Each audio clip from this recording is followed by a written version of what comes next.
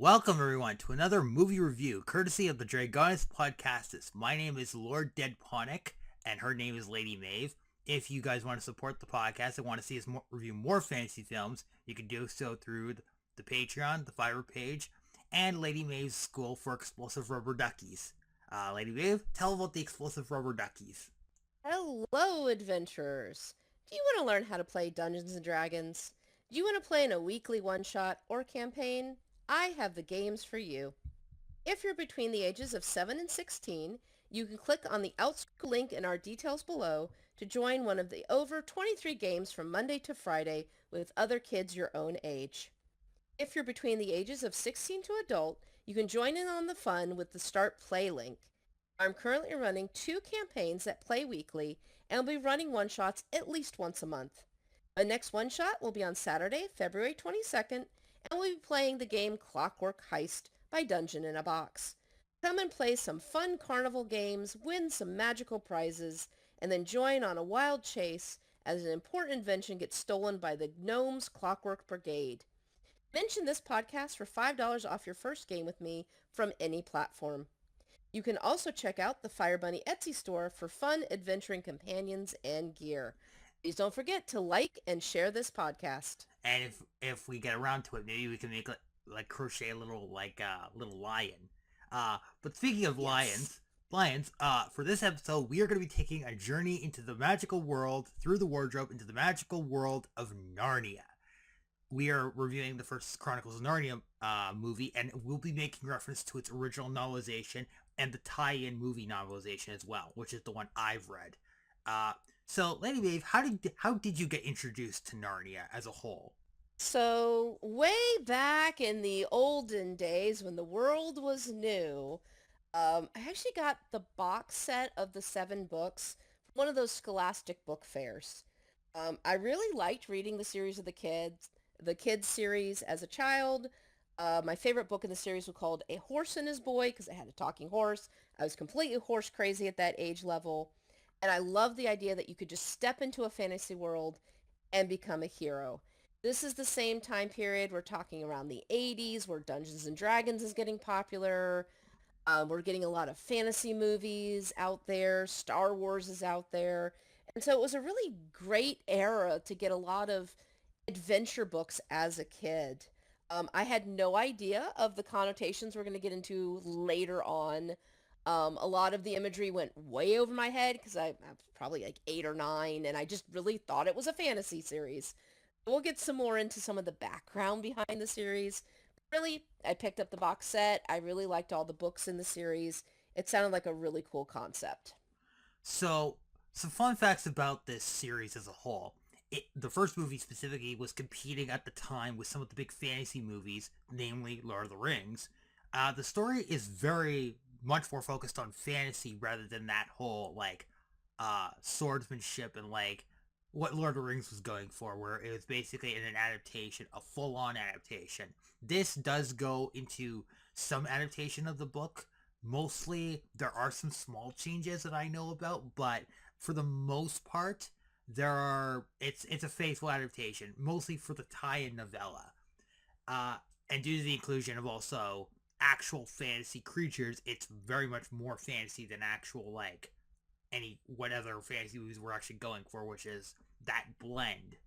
But it focuses on the four Pevensey siblings. I'm very bad at pronouncing last names, but basically it's a British family. We'll get into that a little bit later, and their journey into Narnia and how they basically affect the world when they first come into the world. So, in this book series, it is very much a product of its time. Talking about Lord of the Rings, Tolkien and C.S. Lewis actually knew each other. They were both British authors, and they were both having a rivalry back and forth about their book series. If I remember correctly, they were actually reading each other's manuscripts and critiquing it for each other and pranking each other back and forth. There's a lot of stuff on the internet you can look up about that. It's really entertaining. The movie starts in the middle of World War II, which is where the book series is set in the beginning. The different books in the series take place in different times, and there's sometimes like a time jump going on. So, you might want to track out if you decide to read the books. There's like a complicated timeline of everything. But in this one, it's the first one. It's simple. World War II, the London Blitz is going on. The Germans are bombing London constantly. The family goes through one of those terrifying night attacks where bombs are dropping in the night, and they have to run into the bomb shelter. Edmund, we're going to get into Edmund a lot. He is a piece of work, as we should say. He's a little brat.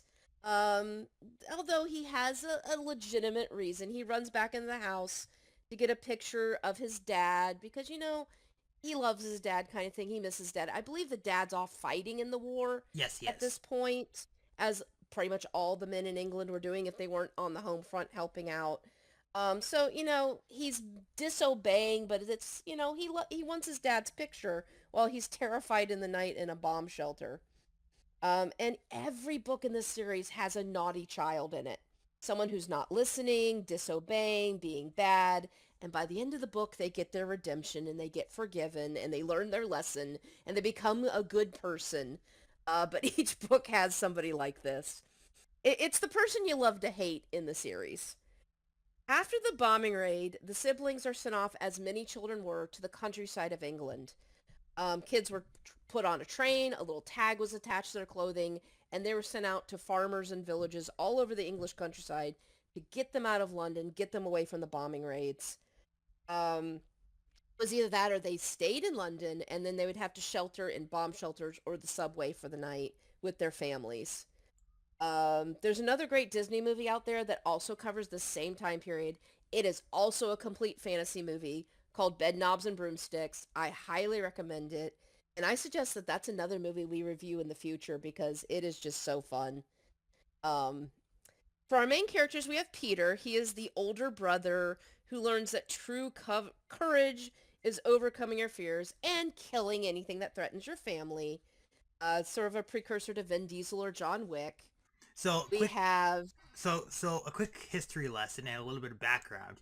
Believe it or not, my grandfather was actually he was when he was younger, he was actually in London during the London Blitz, and he actually took shelter in a London subway, or a tube station as they called it.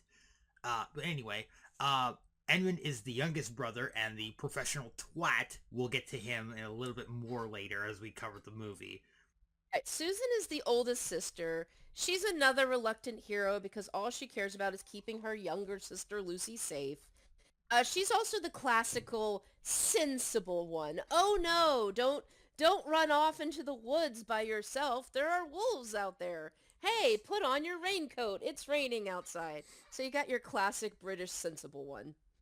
And then there's Dear Sweet Lucy. If there's any character beyond who we are going to talk about later that is most associated with this franchise, it is Lucy. It is 100% her, and she is by far she is like the cutest kid out there, and she's not like other kid characters. She actually has that she has this a little bit like the young Anakin Skywalker vibe going, because she's like wondrous, she's wide-eyed, she's like very like, oh, you gotta come see this kind of thing. It's very sweet, and she grows over the course of the series, and I love her. She's probably my favorite character.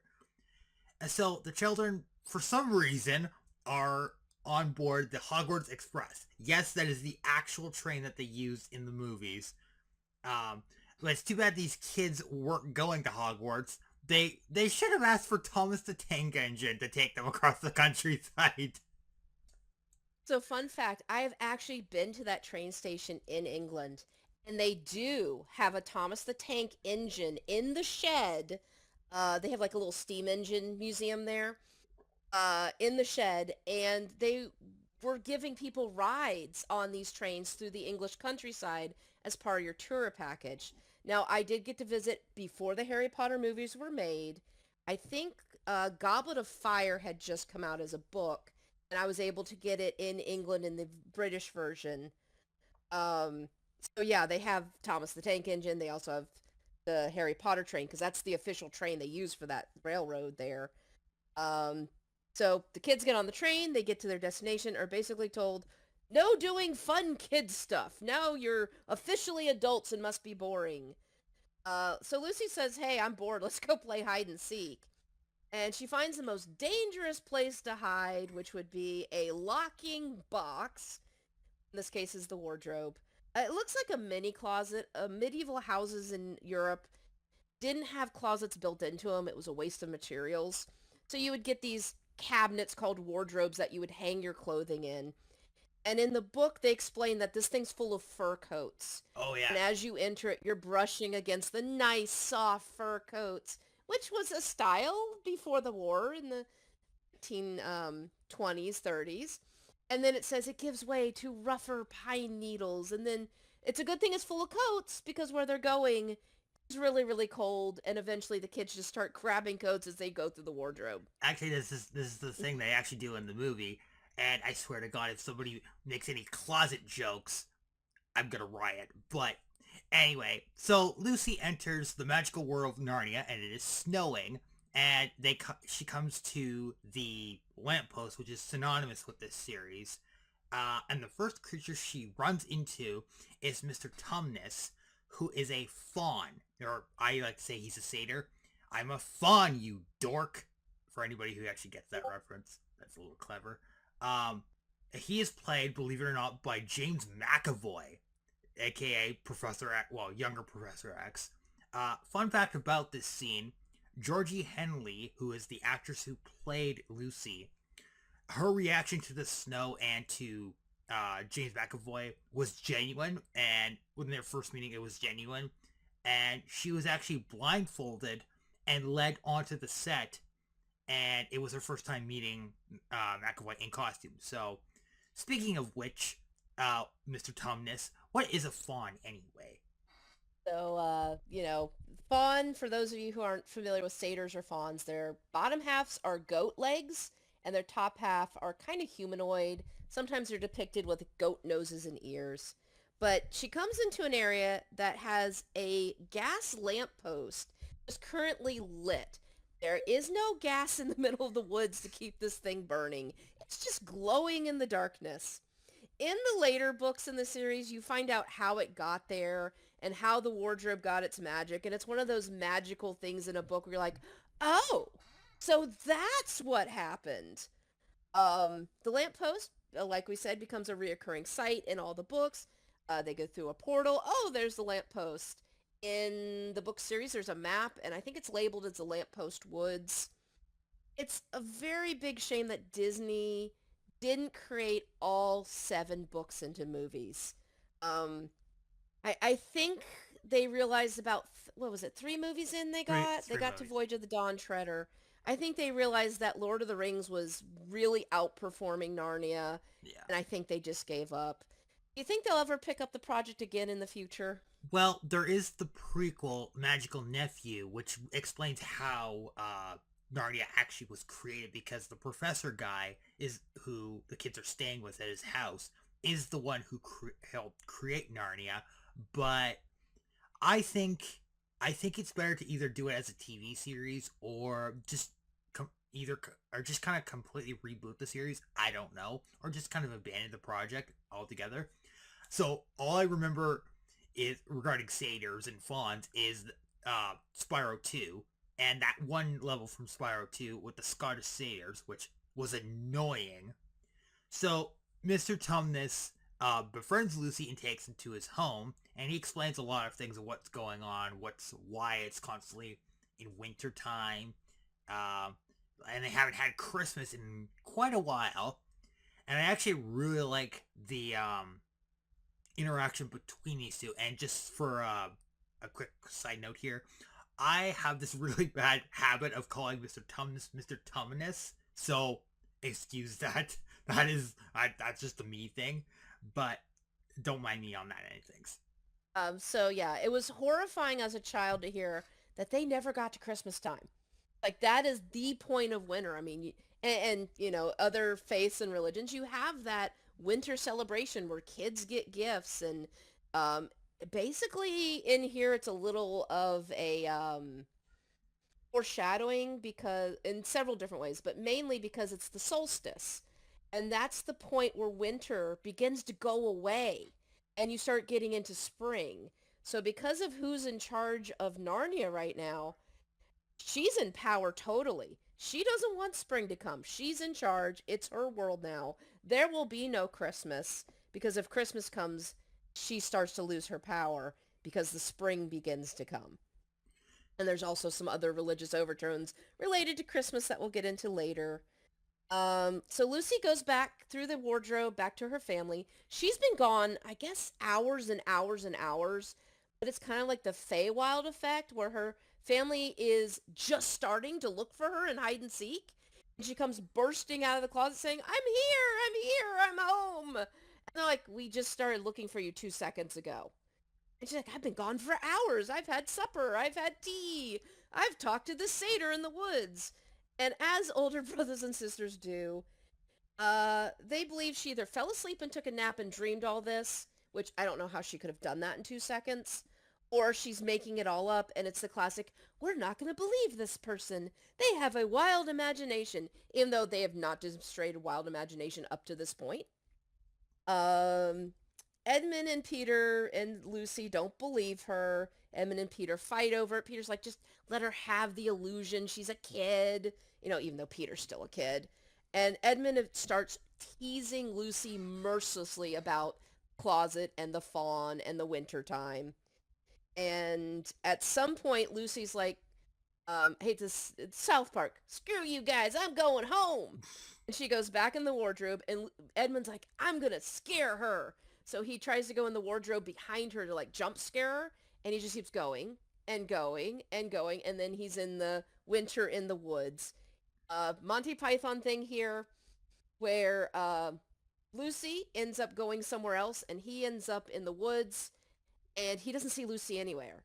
Because if she entered a few seconds ahead of him, she's probably like 5 hours ahead of him now with Narnia time, the way it works.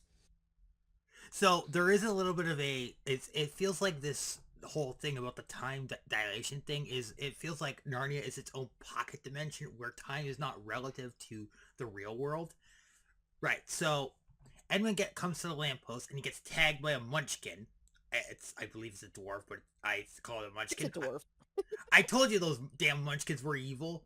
And he meets Jadis, the witch. That is her official name. She is played by Tilda Swinton. I don't know her from anything else, but she is one of two actors in this film that is really well done and really perfectly cast. We'll get to the other one in a little bit, but Jadis comes across as very warm and somewhat friendly, and thus Edmund sells out his family for a box of Turkish delights. Just question, what even are Turkish delights? So from my research, I've never tried them in person, but I've watched some cooking shows where they've made them. I've seen reports on them. It is a candy available over in Europe and probably specialty restaurants here in America. It is a gummy style candy. From all reports, it is not worth selling your family out for. It's okay. It's like eating a gummy bear. So the question is, what candy would you feel is worth selling out your family or your brothers and sisters betraying them? Kind of the old commercial, what would you do for a Klondike bar? Would it be a chocolate bar, a bag of Skittles? What would be enough candy, deliciousness to betray your brothers and sisters? If you don't like your brothers and sisters, like maybe Edmund didn't like them. He's like, oh, this is very mediocre candy. Sure, I'll tell you all their secrets because I don't like them very much. And my price is low. Edmund, have a Snickers. Why? Because you're getting a little treaters when you're hungry. I love it. Oh, that's great. I love the Snickers commercials. Edmund, have a Snickers. So Edmund comes back through the wardrobe. He has to lie to his family. And there's that whole time dilation thing I mentioned before. And then it transitions to the family playing cricket, which is apparently a sport in Britain and Australia and New Zealand. It's kind of like a poor man's golf, I think. I don't know. And they accidentally break a window and have to hide from who they think is the housekeeper, who is the lady who tells them, no doing kid things. It's actually the professor who follows them. And they all end up in Narnia. And this is where they, get into stumble across the snow, and even Susan's like, I don't believe this. And she's the sensible one. She's like, hey, it's the middle of winter. Grab a fur coat. But then, well, Edmund has like, his coat says, he says, it's a girl's coat. Deal with it, Edmund, basically. The professor plays a role in the later books. He is kind of like we mentioned before. He's the origin story of the wardrobe, how the lamppost got there, even how the witch got to Narnia, because she was not native to Narnia. It's actually his fault she's there. But I want to save spoilers for people that want to read the series. It turns out Mr. Tumnus was fraternizing and aiding a human, so he was immediately arrested and charged by the captain of the secret police, which if I remember correctly, it's a wolf. Yes, it is. So we're kind of getting in the Nazi Germany imagery here because this book was written in that time period. Hi, Future Deadponic in editing here. I just want to say that I was not expecting Lady Maeve to bring up 1940s Germany, especially given the times that we live in, and even mentioning Nazi Germany as a whole is considered taboo. But I wanted to make sure that nobody doesn't take this out of context, because within the context of the story that we are talking about, Germany was ruled by the Nazi Party. So to take that into account, and because we are bringing up the whole secret police thing, we are making reference to the Waffen-SS and the Gestapo, which, while not technically a taboo subject, it is important that people understand the context, and we are basically mentioning it because there's a similarity here. And it is my most fervent wish that YouTube doesn't take this out of context either, and also that the audience doesn't take it out of context, because it is an important subject that we bring up, but we don't want people to think, oh, because we're talking about Nazi Germany, that we are taking the movie out of context, because the first movie takes place in the 40s, or around the 40s of the Second World War, generally speaking. So we do not want, we don't want this video removed just because of that. So that has been my little TED Talk. Thank you for listening, and enjoy the rest of the video. So we got the secret police that are scary and things like that. Not comforting to be picked up by these people. You get the feeling that, Mr. Tumnus, things are looking bad. Yeah.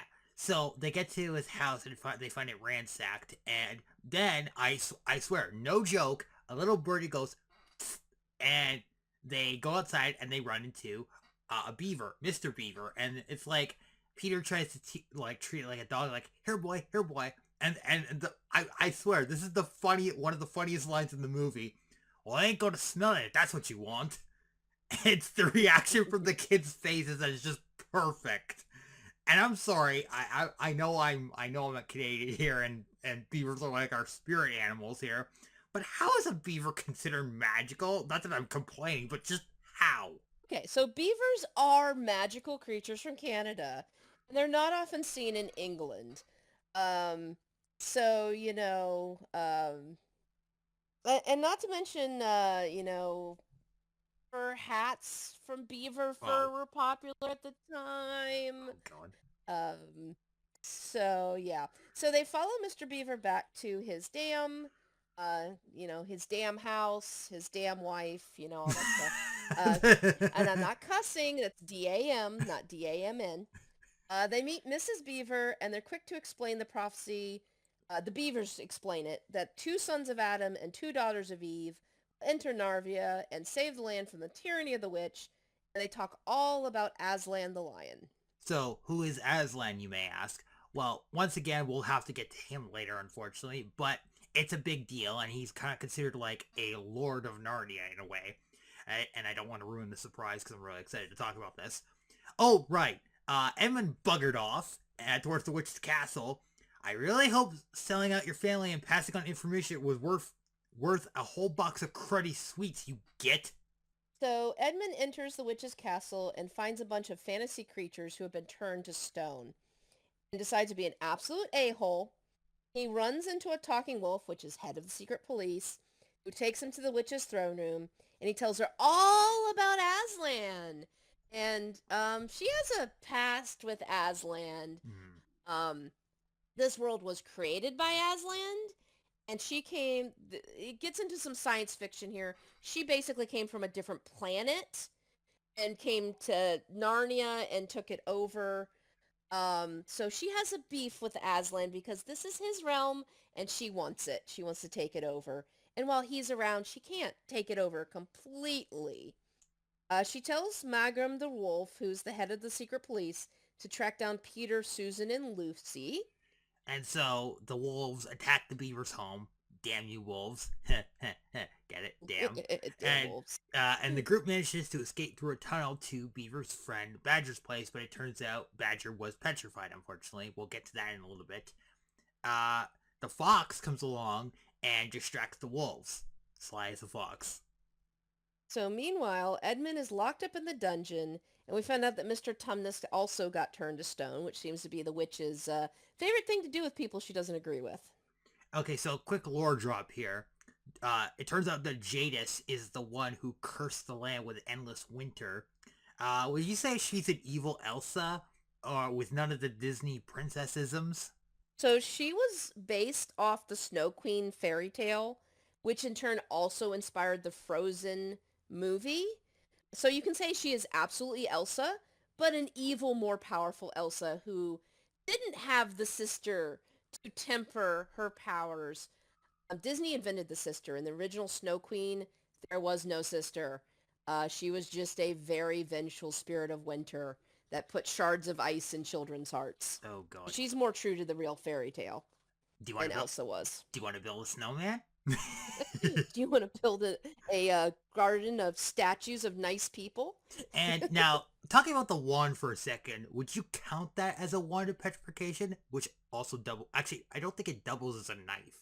But would you say it is a wand of petrification? I would go with either Wand of Winter from Tyranny of Dragons and add in a petrification spell, or you could also use a shard of Arl, the Frost Maiden, who's a minor goddess of winter in Icewind Dale, and use a shard of her from her second or third form. Her second form creates blades of ice, and her third form is basically a diamond. If he tells us to hurry one more time, I'm going to turn him into a big fluffy hat. I So love beaver hats were very popular in Britain. Before the war, it had a very soft fur. People really liked it. Um, and I just found out today that they still use beaver fur when they make cowboy hats. They use it in the felt. So that's interesting. I did not know that actually. All right, so they think they're getting chased by the witch because the witch has a sleigh. But it turns out it's Father Christmas or Santa Claus, sorry, but this is British, so it's Father Christmas. And he has presents. Yay, Christmas is here. So this reminds me a lot of the Hogfather Discworld book where Death takes over from Santa because Santa's gone missing. He's known as Hogfather, not Santa. And he gives kids like swords and stuff. So in this case, Father Christmas is giving each of the siblings a weapon or a special item that they can use for the big battle at the end. This is kind of like your dungeon master handing out items to the players that they're going to need to fight the final boss in the campaign. So okay, so they hand out the he hands out the weapons, and he even says, "I've been driving this a sleigh longer than the witch." So Peter gets a sword and a shield. He has the lion on the shield. Susan gets a bow and arrow and a special horn. Cough, cough. That'll come up later and in another film. Basically, it's a fantasy version of a cell phone. And Lucy gets a knife and a massive MacGuffin. Cough, cough. Sorry, I mean a potion of healing. Now Massive potion of healing. let's take a moment to wait for the film for a second. Just quickly talk about this. What would you say each of the classes would be for each of the kids? Okay, so Peter is definitely the paladin, and I'm going to go into why he's exactly a paladin. He is the holy protector. Mm-hmm. Susan is a ranger. She's got that bow. She's got proficiency with the bow. Lucy is a druid. She's a healer. She talks to animals. All the animals love her. Edmund gets left out because he was naughty, and Santa doesn't give gifts to naughty children. which has a ramification later in the series because there's only 3 sets of gifts instead of 4. And a reminder that these are tools, not toys. However, as Death says in The Hogfather, swords are very educational. And the person replied, well, what if she cuts herself? And Death says, well, that's a learning experience.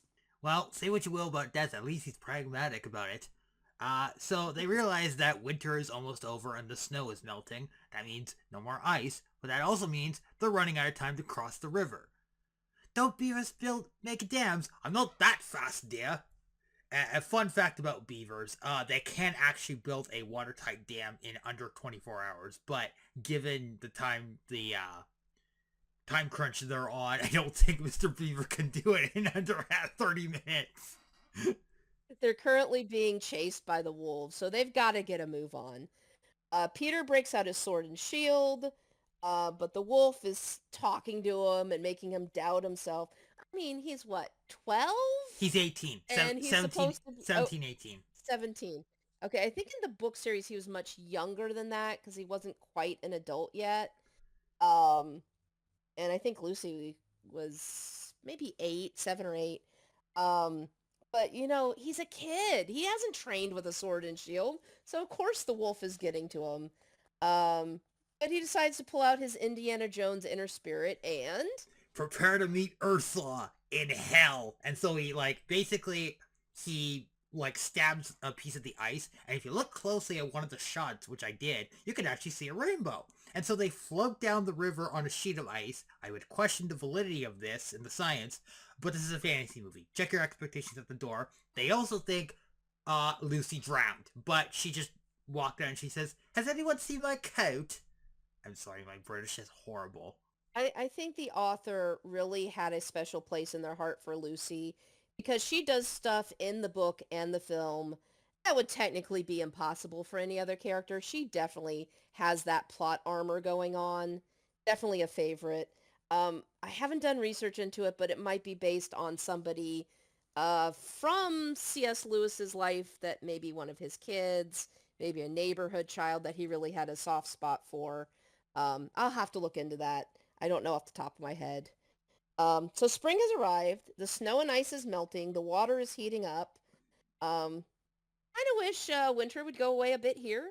It's been a lot colder than normal, and I know you're in the far frozen north, so it's even worse up there. But we get our first taste of the witch's cruelty. She turns the fox to stone and stops being nice to Edmund. Yeah, she locked him in a dungeon. But if I remember correctly, he had a room full of Turkish delight, which is probably a punishment in itself. But in this case, she slaps him across the face, and she implies early in the movie she has no kids, and maybe she can't have kids. I don't remember. They don't really go into it in the book series because it is a children's book series.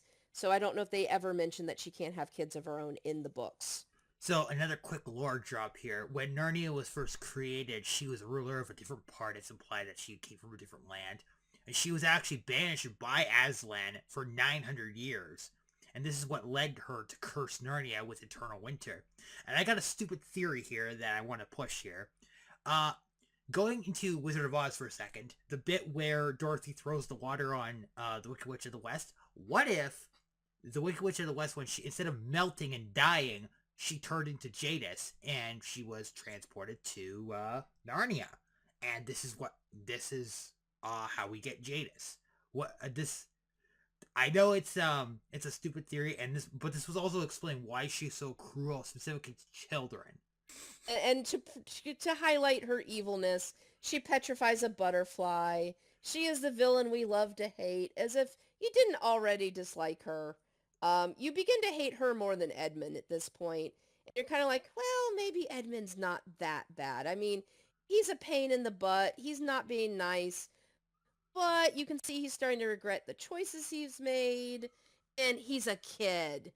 This is a full-on adult, and she's just cruel. Yeah, so the three eventually reach the camp, And we see all kinds of fantasy creatures. We've got centaurs, cheetahs, jaguars, bears, oh my, actual satyrs, even dryads, which I didn't even know what a dryad is until I looked into it. And we finally meet Aslan the Lion, voiced by the great Liam Neeson. So, sidebar for a second. After the passing of James Earl Jones, he actually voiced Mufasa in the original Lion King. I was actually expecting Liam Neeson to actually voice him in the Mufasa prequel movie that came out not that long ago. I would have actually been glad for that because, he did voice a lion in this movie.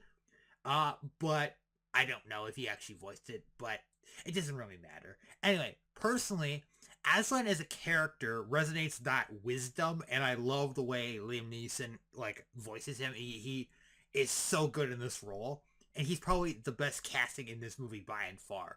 So, what is your opinion on Aslan as kind of a whole? Okay, so before we get into Aslan, the whole cool scene of seeing all the fantasy creatures is awesome. I gotta say the 80s or 90s, British TV put out a TV series for the Narnia books, and the special effects were horrendous. So if you want a great popcorn day where you can just jeer at the screen and throw popcorn at the screen and just, you know, make fun of a property, uh, the British series, the effects were bad. Um, but it's what they had at the time period. So fair warning, these books were written with a lot of Christian symbolism, and this is the part that went over my head as a child. I wasn't noticing the allegories. I wasn't noticing, oh, this character is actually representing XYZ and blah, blah, blah, blah. Now with the internet, you can research all of this, and C.S. Lewis came out and said, yes, absolutely, this is what I intended. The book is written with a lot of Christian symbolism. Aslan is supposed to represent God / Jesus. He's very wise. He lets the kids make their own mistakes. There's your free will. He forgives people who have been bad as long as they repent. Santa Claus comes when he starts getting his power back. This is why I chose Paladin for Peter, because he's representing Aslan on the field of battle. Aslan's powering him up. Paladins don't have to have a deity that they follow. They just have to have an oath they follow. Classic Paladin had a god or goddess backing them up. Aslan gives Peter some words of wisdom, while Lucy and Susan have a girl bonding moment, during which they get attacked by wolves. Peter gets his courage. He runs in with his sword and slays the wolf, and Aslan names him Peter Wolfbane.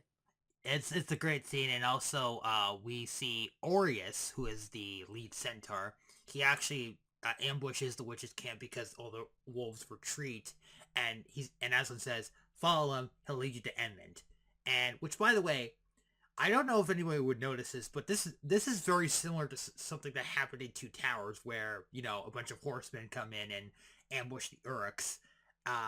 Anyway, they save Edmund, and Jadis is not happy, and she even quotes Saruman, "We have work to do."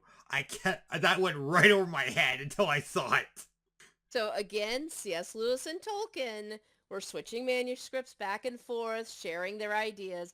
So there are going to be similarities between the two properties, just because of how close they were doing this. Also, I want to say thank goodness for the CGI and effects Disney was using.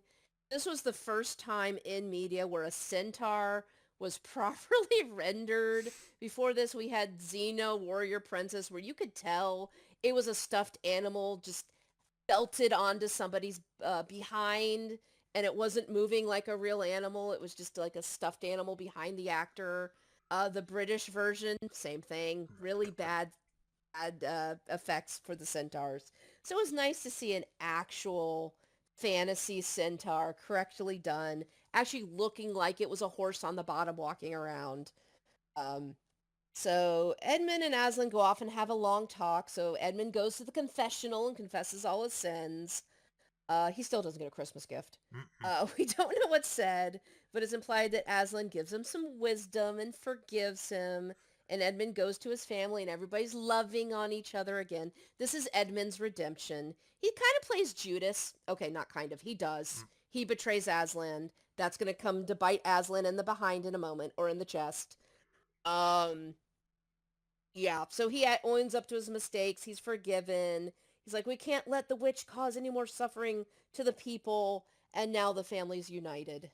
So this is the first stage of Edmund's growth and is a small prelude for what is to come. So the kids, they actually start getting into practice with their new weapons. I am calling Horsepucky on something. Susan is like, Santa Claus basically says, trust in this bow and it'll never miss. And now she doesn't hit the bullseye exactly, but it's pretty close. And then Lucy's like, I can match that. Pulls out her little dagger and chucks it, and it goes bang on into the bullseye. I'm calling Horsepucky on that. And also this other leads to one of the other funny moments where like news comes in and Edmund's horse, he goes, "Whoa, horsey!" And then the horse is like, "My name is Philip," and I'm like, you did that on purpose, didn't you? And actually, the voice actor for Philip is actually, his name is Philip, which is hilarious. And again, one of the later books that I loved in the series is called A Horse and His Boy, because the horse is the main character. And their big thing about Narnia is all the animals can talk. The horse was kidnapped from his homeland and brought to basically the Middle East, where he's been made a normal, stupid horse, which everyone believes he is. And he escapes with a stable boy. He says he stole the stable boy, not the stable boy stole him. The only other horse other than Philip that has that kind of sass would be Max from the Tangled movies. He's also a Disney character. This would make Lucy and birds. Lucy and Susan, Disney queens.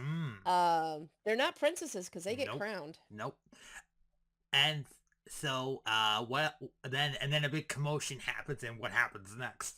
The witch enters the camp in a wonderfully grandiose fashion and talks with Aslan, at which point most of the group, I can't remember, is everyone privy to the conversation, or they do it off to the side? So what happens is basically she's citing the deep magic, which is basically the law of Narnia, and he goes, "Do not cite the deep magic to me, witch. I was there when it was written." So they have a private conversation, and basically per Narnia law, every traitor belongs to the witch. So Aslan basically and her come to an agreement, so he will trade his life for Edmund's.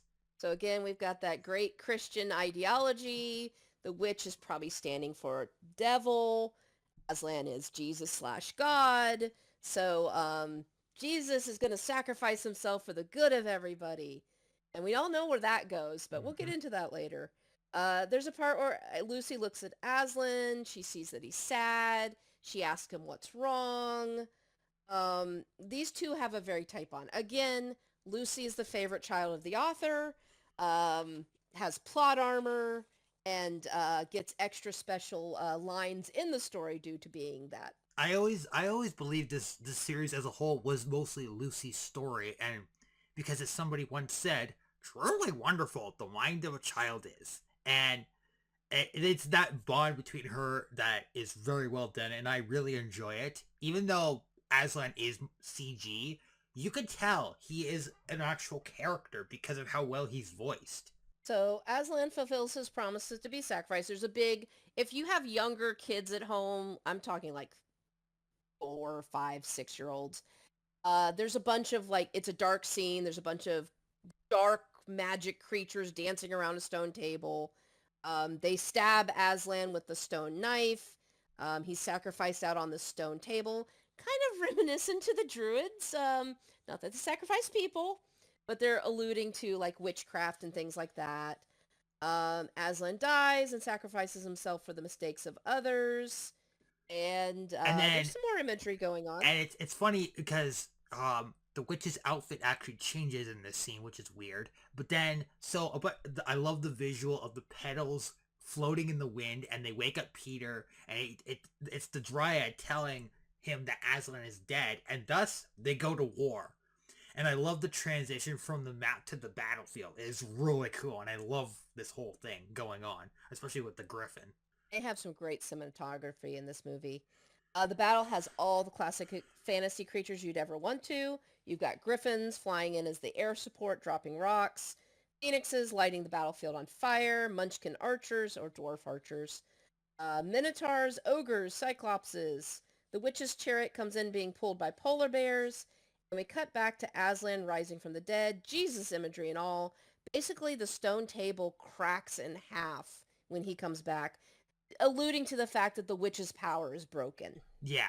It's like, you have no power here, Jadis of Narnia. Anyway, and also one thing I forgot I don't know if anybody noticed this, but some of the Munchkin, like, archers, they appear to be Asian. So it implies that Narnia is also highly diverse when it comes to ethnicity, which is interesting. So Aslan takes Susan and Lucy to the witch's castle, which I will not call out the inconsistency of, Susan and Lucy bouncing up and down on his back. And they get to the witch's castle, and they get the reinforcements thanks to Aslan's breath of dispel, which frees everybody from their stone confinement. Kind of like Spyro with the Scottish satyrs. Anyway. So unfortunately, the witch just by petrifying everybody, she just gave Aslan an army of creatures that were just ready to go. So they unpetrify these hundreds of creatures. They are all animals. So we've got claws, we've got teeth, and they're all not happy. So they all join the fight. Meanwhile, back at the battlefield, Peter's army has retreated to the rocks, and they're verge of getting overwhelmed and defeated. The centaur Orius tries to run down the witch, but sadly he gets turned to stone. Luckily, everybody petrified is not totally, completely, utterly dead. As they say in Princess Bride, they're mostly dead. Mostly dead. And so Peter basically says, okay, enough's enough, we gotta get you out of here. So he orders Edmund to flee and get the girls and get them home. But this is the one time where I will compliment Edmund for disobeying orders. He actually runs into the battle, and he actually takes on the witch and destroys her wand. Unfortunately, he gets stabbed with the broken end, but he's earned his redemption on that end of things. And then Peter takes her on, and he's losing badly. But not to worry, reinforcements are just over the hill. So this reminds me a lot when Frodo gets stabbed by the ring wraiths, and he's got that Morgul blade in him that's causing all those problems. Again, they shared manuscripts back and forth. Lucy, let's see. Lucy shows up and gives Edmund a drop of the MacGuffin juice, or as you can call Mega Super Healing Potion. Aslan ends up killing the witch. You'd think Peter would be able to destroy the witch, but with this imagery that's going on, they want the god Jesus to defeat the devil witch person. And the battle is won. The siblings become crowned kings and queens of Narnia. To the glistening eastern sea, I give you Queen Lucy, the valiant. To the great western wood, King Edmund, the just. To the radiant southern sun, Queen Susan, the gentle. And to the clear northern sky, I give you King Peter, the magnificent. Love this scene. I love this scene. This is a great scene. It is a beautiful scene. This scene of the movie has Aslan walking around the beach at the end. Sir Tumnus basically says that Aslan will return when he's most needed. The Lord of Narnia is never early, nor is he late. He arrives precisely on time. Again. I love the Lord of the Rings comparisons here. It's great. It's okay. A little sidebar here. Both these movies are great. I would say, like, the first Narnia movie, it has the closest comparison to the Lord of the Rings movie, especially with the final scene, the coronation. But the coronation of Aragorn has a lot bigger impact, and it has a bigger significance. This is more of we're tying up loose ends thing. So much later, we see the siblings are actually older now, and they've ruled Narnia for many years, and they're going on just, a trot through the forest, and they come across, believe it or not, the lamppost, and they actually journey back, and they're back to their normal kid selves. As I alluded to before, this seems to be taking place in like a pocket dimension where time is not relative to the real world. Basically, wibbly-wobbly, timey-wimey stuff. And they see the professor on the other side, and he says, "What were you doing in there?" And they say, Peter says, "You wouldn't believe us if we told you," and he says, "Try me." And then the final scene of the movie is where Lucy tries to go through the wardrobe to get to Narnia again, and the professor is like, they're saying, that won't work anymore.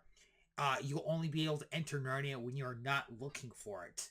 And this explains how they're able to enter Narnia in the next two movies. Anyway, end of movie, credits are rolling. Lovely movie. Whew. It is a great movie. I love this movie. But what are your thoughts on the first Narnia movie as we kind of wrap up here? So the first thing I have was kind of a question, just for the series in general, the books, the movie. These kids lived an entire lifetime where they were rulers of a country. And then they come home and they're back to being little children again and being treated like little children again. Probably was not fun for them at all. I mean, fair. There could be a weeping angel effect in here somewhere, but who knows? For me though, I love this. This is definitely the movie that, like, I feel like I'm stepping into a world, and I feel like I'm actually getting the fantasy of the movie. There is some action scenes. I love some of the, like, cinematography. Some of the CG doesn't really hold up, and you could clearly tell sometimes that they're operating off of a back screen. But this movie does have some legitimately funny moments, and I love the fact that, like, especially for, like, one of my favorite character besides Lucy was definitely Mr. Beaver. He is probably the funniest character in the movie, and I still think, as far as the villain goes, I like the villain, though the villains in the next two movies are kind of weird because they have this weird thing going on because they're trying to divulge from, like, actual history. Like, for example, in the second movie, the villains are basically, they seem like Spaniards in a way because of how they have a little bit of an accent. I don't know much about Voyage of the Dawn Treader because I've never seen it, but the second movie is kind of in a weird place. But overall, I would highly recommend this movie. I actually do wish that they would actually adapt this series into D&D. Well, granted, they already have the fantasy creatures, but I would like to see like a Father Christmas-esque thing where, like, Father Christmas comes around and gives you your items and your weapons. What are your thoughts? Okay, so I know people have run Narnia as a D&D campaign. Santa Claus is in there. There's a stat block for him, Father Christmas, all that. So it just quickly lends itself to D&D. A lot of people will start their kids into D&D by doing a Narnia adventure, or even, The Hobbit, because Hobbit was written as a children's book too. Overall, great movie, great book series.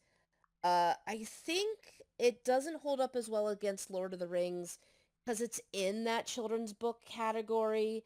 And over the last, forever, people do not take children's books as seriously as books written for the adult market, even though they are equally well written. I do recommend everyone watches the three movies if you can. Definitely read the books if you're interested in the whole storyline. They're very interesting written. And if you're a fan of Doctor Who, you're easily going to be able to follow the wibbly-wobbly, timey-wimey stuff, because the books are kind of written out of timeline order. So there'll be books where you go to Narnia and they ruled like 500 years ago.